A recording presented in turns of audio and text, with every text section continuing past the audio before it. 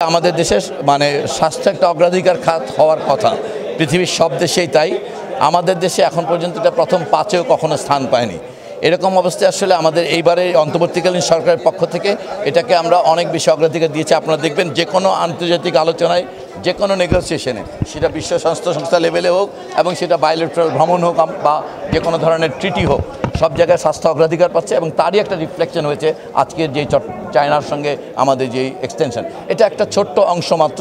চায়নার সঙ্গে বাংলাদেশের সহযোগিতার মধ্যে স্বাস্থ্য একটা অগ্রাধিকার খাত এবং এটা ভবিষ্যতে আরও বেশি দৃশ্যমান হবে।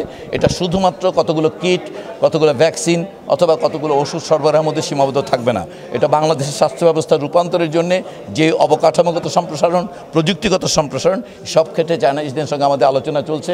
আমরা আশাবাদী যে এগুলো অল্প সময়ের মধ্যে তো এগুলো দৃশ্যমান হয় না অবকাঠামোগত সম্প্রসারণ, কিন্তু চায়নাদের সঙ্গে বড় বড় হাসপাতাল, বড় ধরনের ইলেকট্রোমেডিক্যাল ইকুইপমেন্ট প্ল্যান্ট, বাংলাদেশে ভ্যাকসিন সক্ষমতা গড়ে তোলা বা টেকনিক্যাল অ্যাসিস্ট্যান্স, ইতিমধ্যে আপনারা দেখেছেন রোবোটিক্স, এই ধরনের বিভিন্ন ক্ষেত্রে আসলে চায়নার সঙ্গে বাংলাদেশের স্বাস্থ্য খাতের সহায়তা পর্যায়ক্রমে বাড়বে। ডিজাইন, এলিগেন্স, বিউটি, সেরা পণ্য সবার জন্য জেভিকো।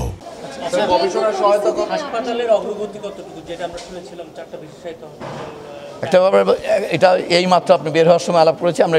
এটা বুঝতে হবে যে একটা বড় হাসপাতাল মানে একটা বিশাল সংখ্যক ভূমি। বাংলাদেশের সরকারের ভূমি অধিগ্রহণ সম্পর্কিত যে আগের অভিজ্ঞতা সেগুলো ভালো না। আমরা চেষ্টা করছি অধিগ্রহণকৃত ভূমির মধ্যে এটাকে অপটিমাম ইউটিলাইজেশন করার জন্য।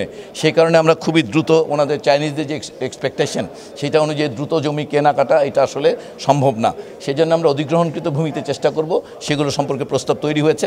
আমরা আশা করি কিছুদিন পরে চাইনিজদেরকে শেয়ার করলে ওনারা এটা সম্ভাব্যতা যাচাই করে, ওনারা যেহেতু বিনিয়োগকারী, ওনারা সম্ভাব্যতা যাচাই করবেন। আমরা চেষ্টা করছি আমাদের অধিগ্রহণকৃত সরকারের মালিকানাধীন ভূমিগুলোর মধ্যে যেগুলো সবচেয়ে উপযোগী হবে এই ধরনের প্রতিষ্ঠান স্থাপনের জন্য, সেগুলো সম্পর্কে তাদের কাছে আমরা প্রস্তাব পাঠাবো।